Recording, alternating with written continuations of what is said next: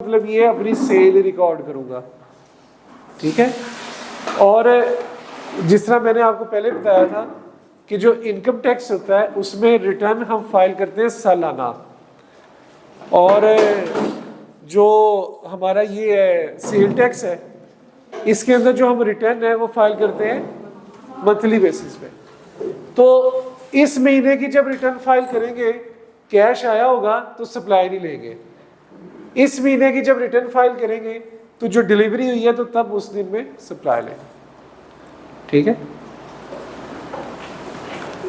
अच्छा, इसको थोड़ा सा मजीद अगर हम ले जाएं कि अगर फेब के अंदर डिलीवरी दी है और मार्च में कैश आया तो फिर supply of time of supply क्या होगा? फेब भी होगा, ठीक है। तो हमने एक बात नोट रखनी है कि जो टाइम ऑफ सप्लाई है that is not dependent on the cash. ये किस पे डिपेंड कर रही है? डिलीवरी के। इसमें एक स्टेप और लेके जाते हैं। कई दफा ऐसे होता है कि जो सप्लाई है, जो टाइम ऑफ सप्लाई है, जो डिलीवरी है, 3 फेजेज आ जाते हैं। जो आपका सप्लायर है, जो पर्सन है, वो ये कह देता है कि भाईजान गुड्स मेरे गोदाम में पड़ी हैं, आके उठा लें। गुड्स जो है मेरे गोदाम में पड़ी है, आके उठा लें। आप कहते हैं यार 10 दिन जरा होल्ड करो, मेरे गोदाम में जगह नहीं है, 10 दिन बाद उठाऊंगा। 10 दिन होल्ड करो, मेरे गोदाम में जगह नहीं है, मैं 10 दिन बाद उठाऊंगा। तो ये क्या हुआ कि गुड्स मेड अवेलेबल कर दी, लेकिन डिलीवरी कब हो रही है? 10 दिन बाद। तो अब अगर मैं इसको मजीद थोड़ा सा एलेबोरेट करें कि गुड्स जो थी वो जनवरी में मेड अवेलेबल थी, मेड अवेलेबल कर दी। अब मेरे लिए टाइम ऑफ सप्लाई क्या है? डिलीवरी की मेड अवेलेबल थी जी 25 जनवरी को 2019। उसने कहा यार मैं 10 दिन बाद उठाऊंगा, डिलीवरी उसने उठाई 5 फरवरी 2019 को, कैश उसने दिया 5 मार्च 2019 को। अब मेरे लिए टाइम ऑफ सप्लाई क्या है? कौन सी? जनवरी। यही होगी जी जनवरी। अब हम डिलीवरी पे नहीं जाएंगे। अगर तो मेड अवेलेबल का नहीं पता तो फिर हम किस पे जाएंगे? डिलीवरी पे। लेकिन अगर मेड अवेलेबल का पता है और वो इससे पहले है तो टाइम ऑफ सप्लाई मेरा वो होगा जब वो मेड अवेलेबल की, ठीक है। तो टाइम ऑफ सप्लाई का जानना इंतहाई जरूरी है। किस लिए जरूरी है? क्योंकि आपने सप्लाई को उस महीने की रिटर्न में लेना है, उस महीने की रिटर्न में लेना है। जब आपको ये नहीं पता होगा कि मैंने सप्लाई किस महीने की रिटर्न में लेनी है तो आप कैसे सेल परचेज रिकॉर्ड करेंगे, ठीक है। तो टाइम ऑफ सप्लाई का हमें जानना जरूरी है। और आईकैप इसके ऊपर सिनेरियो बेस्ड क्वेश्चन करता है। अगर आज टाइम मिला तो आज वो देखेंगे, नहीं तो कल देखेंगे। वो सारे क्वेश्चन पास पेपर्स में जो आए हैं जिसपे उसने टाइम ऑफ सप्लाई को सिनेरियो बेस्ड चेक किया, 5-5 नंबर, 10-10 नंबर, 6-6 नंबर के उन्होंने क्वेश्चन किए, 2 से 3 दफा पूछ चुका है, सही है। तो अभी तक हमने फिर 3 कॉन्सेप्ट्स पढ़े।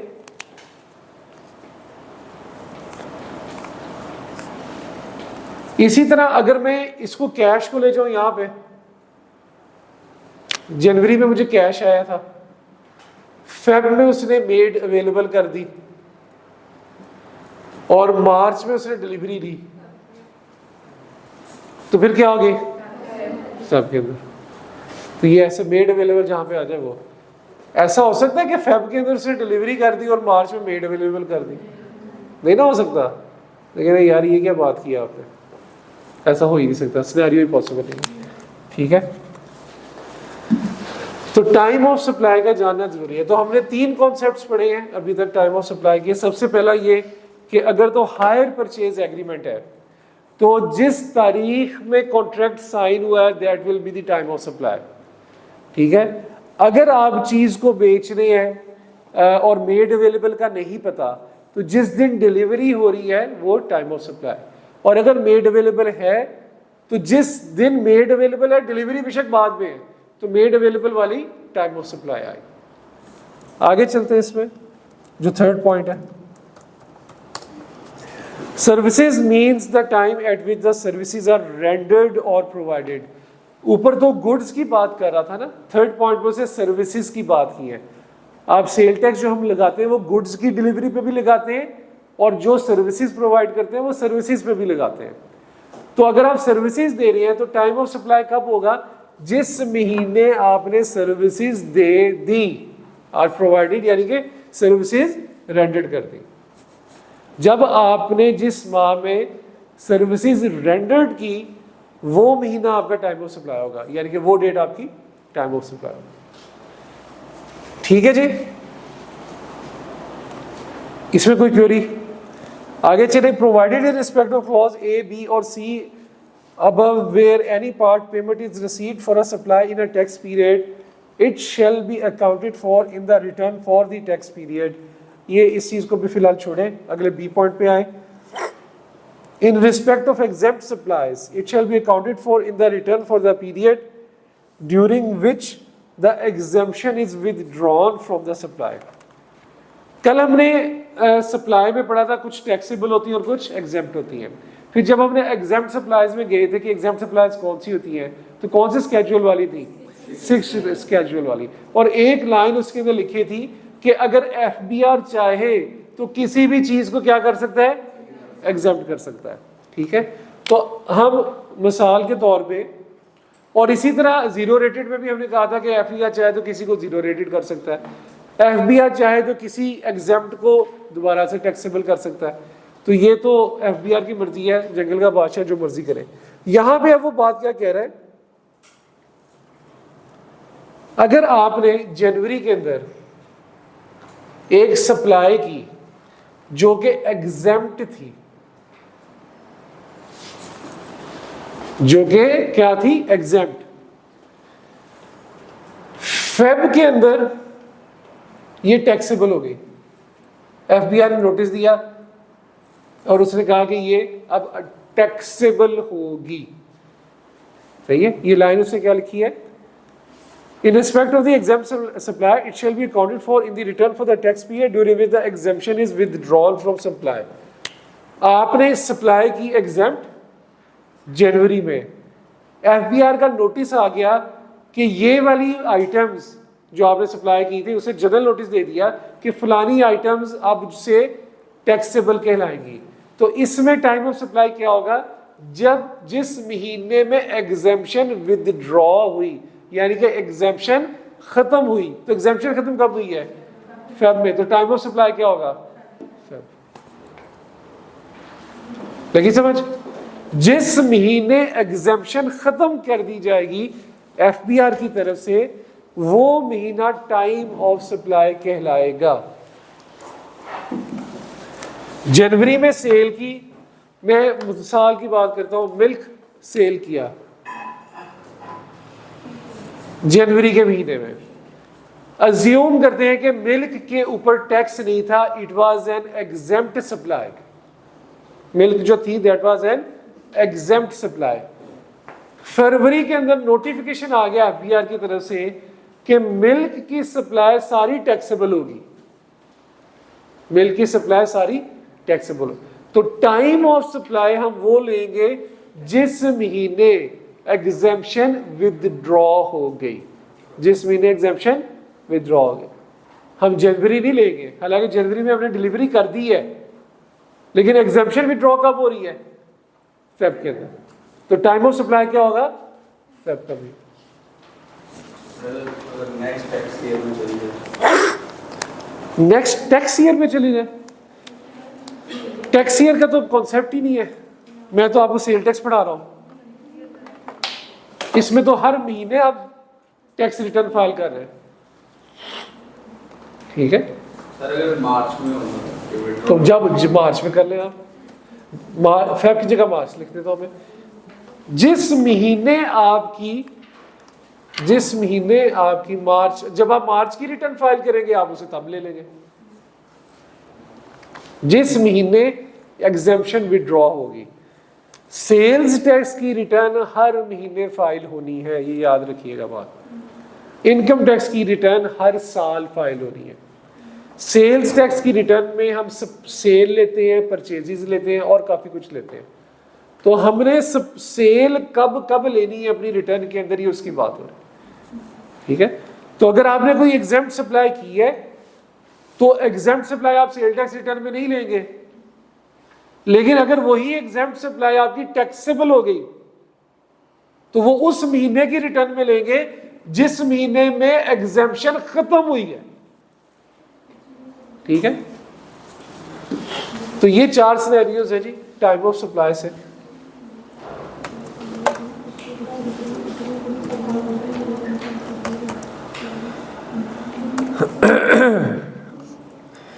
क्लियर है जी? इसमें कोई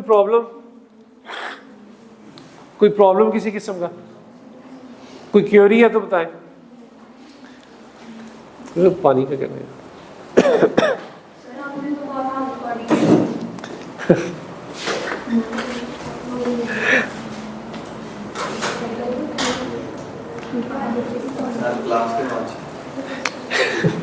नहीं यार, मैंने कब कहा था मैं रिकॉर्डिंग नहीं करूंगा। देखो यार, सप्लाई, अच्छा सप्लाई को हम पढ़ रहे थे। एक हमने पढ़ा कि इसकी एग्जेम्पशन और दूसरा टाइम, इसके ऊपर हमने टाइम ऑफ सप्लाई अभी पढ़ा है। और अब जो है वो हम इसको पढ़ेंगे value of supply,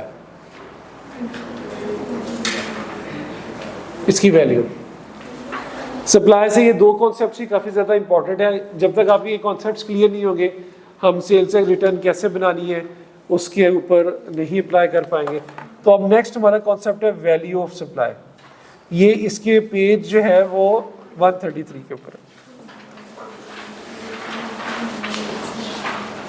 page number 133 के ऊपर वैल्यू ऑफ सप्लाई पे आए।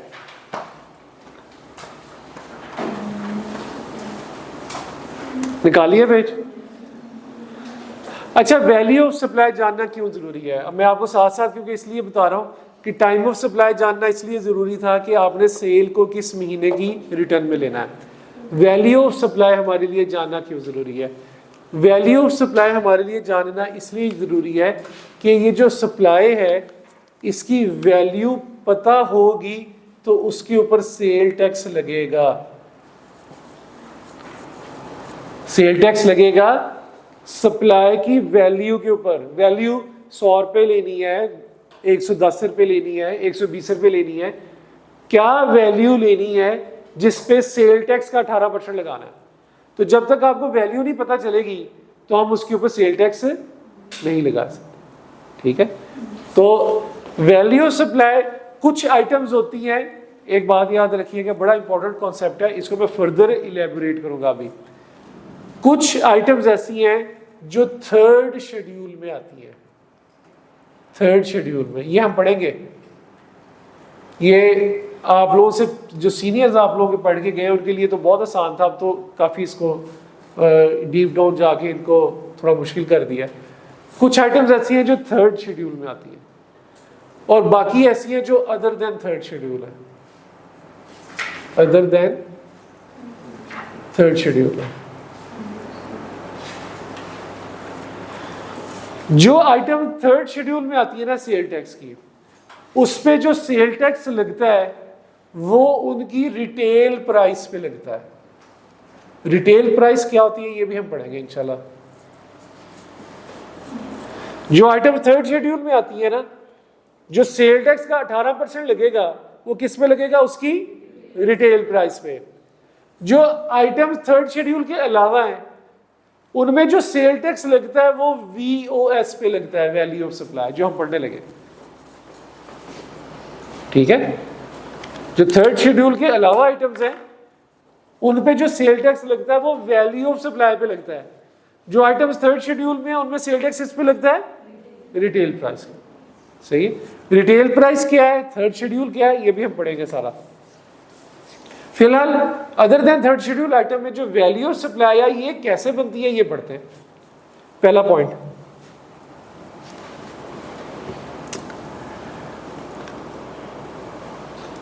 In respect of a taxable supply, the consideration in money, including all the federal and provincial duties and taxes, if any, which the supplier receives from the recipient from that supplier, but excluding the amount of tax, provided that A, in case the consideration for supply is in kind or is partially in kind and partially in money, the value of supply shall mean the open market price of the supply, excluding the amount of tax. In case the consideration for a supply, यानी कि आपने कोई चीज़ बेची है, जब आपने वो कोई आइटम बेचा तो आपको पैसे नहीं मिले, बदले में आइटम मिली, ठीक है, बदले में कोई और आइटम मिल गई। आपने कुर्सियां दे के मेज खरीद लिया, ठीक है, 6 कुर्सियां दी, उसने आगे से मेज दे दिया, अब उस मेज के लिए कुर्सियां ढूंढ रहे हैं, ठीक है। लेकिन एक जनरल बात है कि आपने कोई पुराना मेज दिया और नया मेज खरीद लिया, चलो ये ठीक है, कुर्सियां हैं आपके पास। तो कहने का मकसद ये है कि कोई भी आपने पर्टिकुलर आइटम दी तो कंसिडरेशन जो मिली आपको वो सारा कैश नहीं मिला, बल्कि आगे से एक और आइटम मिल गई, या आगे से एक आइटम भी मिल गई और कुछ कैश भी मिल गया। तो अब वैल्यू ऑफ सप्लाई क्या होगी? है आपने ओल्ड टेबल दिया,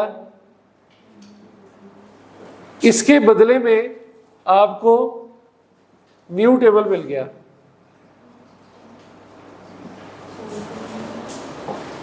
सही है। अब बात यह है कि जो ओल्ड टेबल दिया इसकी वैल्यू क्या है, इसकी वैल्यू क्या है, ठीक है, वैल्यू, ताकि उसके ऊपर आप सेल टैक्स लगाएंगे ना। तो वैल्यू ऑफ सप्लाई के लिए हमेशा याद रखना है आपने, किधर रखना। अब वो क्वेश्चन में अगर आपको बता दे कि जी जो मैंने ओल्ड टेबल दिया है इसकी फेयर मार्केट वैल्यू जो थी वो 3 लाख है, और जो मैंने न्यू टेबल लिया है उसकी फेयर मार्केट वैल्यू जो है वो 3.5 है, 3.5 है, ठीक है।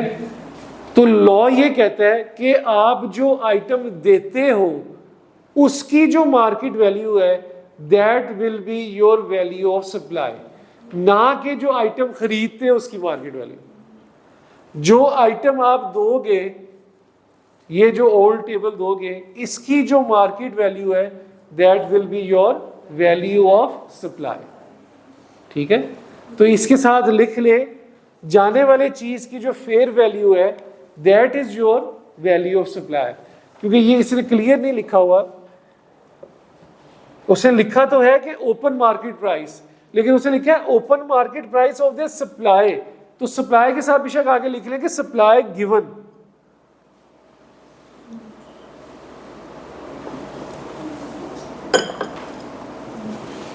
जो चीज आपने दी है उसकी फेयर मार्केट वैल्यू आपकी वैल्यू ऑफ सप्लाई होगी,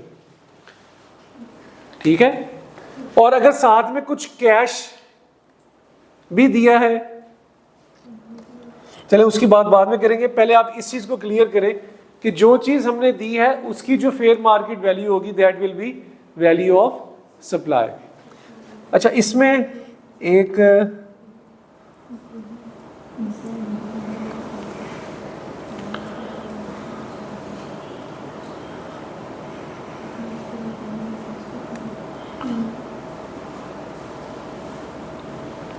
नीचे आए जरा अपने पेज नंबर 135 पे, एक एग्जांपल है इसी पॉइंट के ऊपर, एक्सरसाइज है पॉइंट ए, वकार लिमिटेड के नाम से।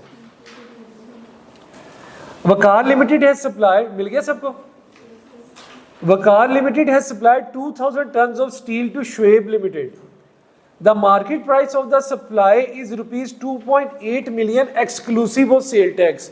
सेल टैक्स निकाले बगैर जो उसने 2000 टन का स्टील दिया उसकी मार्केट वैल्यू क्या है? 28 lakh. Owing to the financial difficulties, Shoaib Limited has requested to settle the price by transferring a portion of the building have a market value of 2.5 million and to pay rupees 75,000 in the final settlement along with the applicable sale tax by the way of check drawn in the favor of Vakar Limited। मतलब वो ये कह रहा है कि वो financial difficulties में आ गया और उसने उसको सेटल किया है by transferring a portion of building, एक बिल्डिंग का पोर्शन ट्रांसफर करके having a market value of 2.5 million. अब इसका नीचे सोल्यूशन देखें तो क्या कर रहा है, in case the consideration for a supply is in kind or is partially in kind and partially in money, the value of the supply shall mean the open market price of the supply excluding the amount of tax. Therefore value of the price shall be 2.8 million and not the consideration received of 25,75,000। उसने जो steel iron steel दी है उसकी fair market value थी 28 लाख, लेकिन बदले में उसको जो चीज मिल रही है उसकी फेयर मार्केट वैल्यू थी 25 लाख और मिल रहा था 75,000 कैश। ठीक है, उसको जो बदले में चीज मिल रही थी वो चीज उसकी फेयर मार्केट वैल्यू थी 25 लाख और कितना मिल रहा था साथ में कैश 75,000 का, 25,75,000। ये चीज उसे बदले में मिल रही थी, ये थी इन काइंड और ये थी कैश। ये इन काइंड की ये फेयर मार्केट वैल्यू थी। अब जो चीज वो दे रहा है उसकी फेयर मार्केट वैल्यू क्या थी 28 लाख। जो चीज वो दे रहा है उसकी फेयर मार्केट वैल्यू थी 28 लाख। उसके बदले में जो उसे चीज मिल रही थी उसकी फेयर मार्केट वैल्यू थी 25 लाख और साथ में कुछ कैश मिल रहा था, वो था 75,000। तो लॉ ये कहता है कि इसमें वैल्यू ऑफ सप्लाई क्या होगी 28 लाख, ना के जो बदले में चीज मिल रही है। लगी समझ अब? ठीक है, पॉइंट क्लियर है। तो ये याद रखना है कि बेशक वो साथ में कैश भी दे रहा है तो मैंने टोटल वैल्यू ली है उसकी 25,75,000, लेकिन आपने जो fair market value of the item given that will be my value of supply. Fair market value of the item given of the supply given. अब सेल टैक्स में किस में लगाऊंगा 28 लाख के। ठीक है, पॉइंट नंबर 2 पे चले।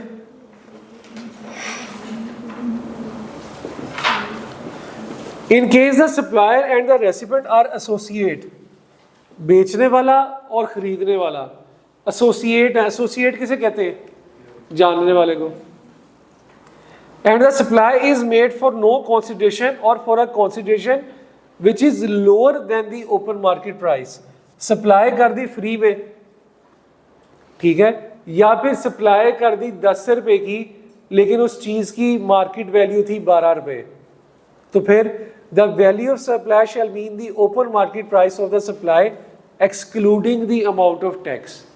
ठीक है, excluding the amount of tax की जहां जहां बार बार बात आ रही है ना, ये excluding the amount of sale tax है। Excluding the amount of sale tax, वो ये कहना चाह रहा है कि आपने जो चीज दी फ्री में 7 रुपए की 10 रुपए की दे दी, सेल कर दी 10 की,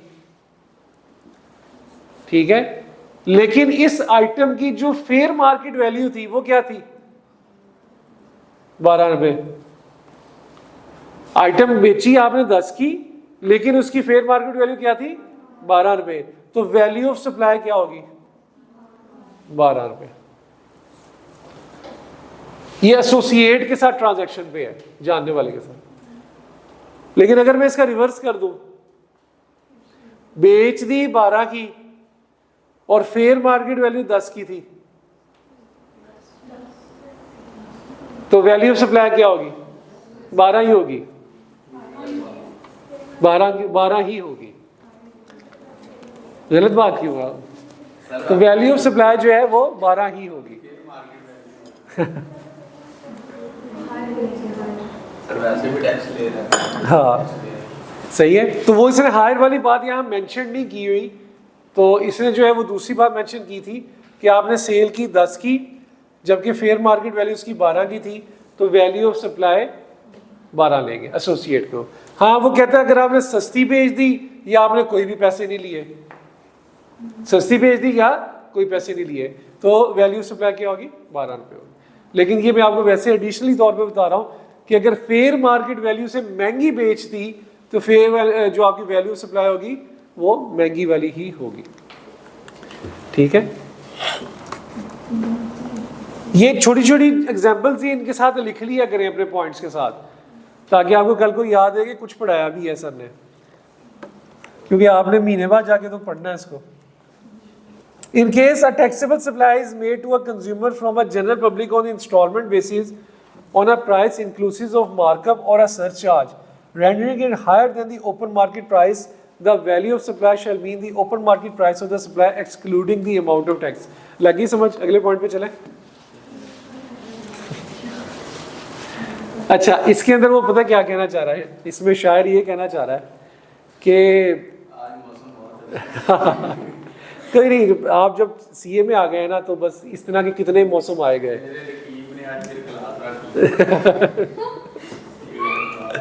बस मैं वही कह रहा हूँ कि ये कितने ही मौसम आए गए हैं। धूप से मिलने का मौसम था। अच्छा चले, कोई नहीं, 12 बजे के बाद मिल लेना, ठीक है।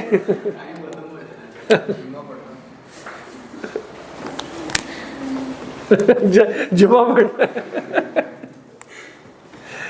अच्छा, इसमें ये कहना चाह रहा है वो कि जी आपने अगर इंस्टॉलमेंट्स पे चीज़ें दी, एक हमारा रूल है, एक असूल है कि उधार पे चीज़ क्या करते हैं? महंगी देते हैं।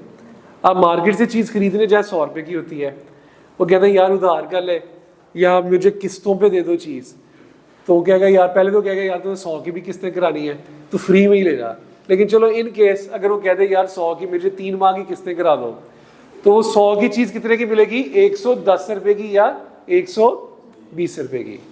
ठीक है, तो अब टैक्स लॉ ये कहता है कि अगर आप इंस्टॉलमेंट पे चीजें दे रहे हैं और इंस्टॉलमेंट में चीजें आप ऑब्वियसली थोड़ी सी महंगी देते हैं, वो महंगी जो चीज है वो क्या है?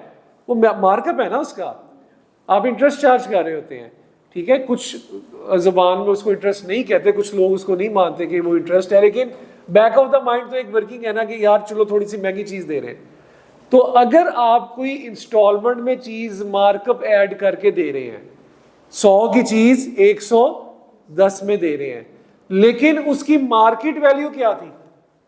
100 ही थी ना, तो यहां पे टैक्स पर्सन ये कहता है, टैक्स लॉ हमारा ये कहता है कि आपने उसकी वैल्यू मार्केट वैल्यू ही लेनी है, ना कि वो वाली वैल्यू जिसमें मार्कअप ऐड हो।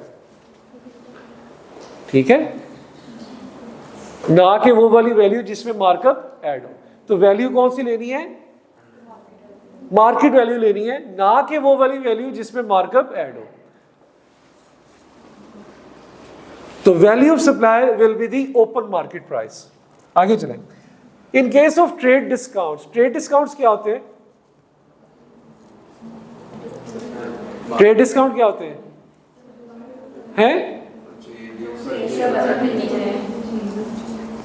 क्या होते हैं? परचेज सेल के टाइम आप डिस्काउंट दे देते हैं। तो कैश डिस्काउंट्स क्या होते हैं?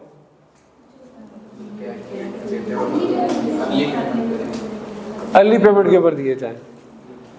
In case of trade discount, the discounted price excluding the amount of tax provided the tax invoice shows the discounted price and the related tax and the discount allowed as in the conformity with the normal business practices। 100 रुपए की चीज थी, आपने discount करके 10% discount करके आपने वो चीज कितने की दे दी? 90 रुपए की। ट्रेड डिस्काउंट है ये, ट्रेड डिस्काउंट की बात कर रहा हूं। 100 रुपए की चीज थी, 10 रुपए डिस्काउंट दिया और 90 रुपए की दे दी। अब टैक्स लॉ ये कहता है कि वैल्यू ऑफ सप्लाई वही होगी जो डिस्काउंटेड फिगर होगी, लेकिन शर्त है, 2 शर्तें। एक शर्त ये है कि ये जो डिस्काउंट है ये आपने इनवॉइस के ऊपर शो किया हो, जो आप सेल टैक्स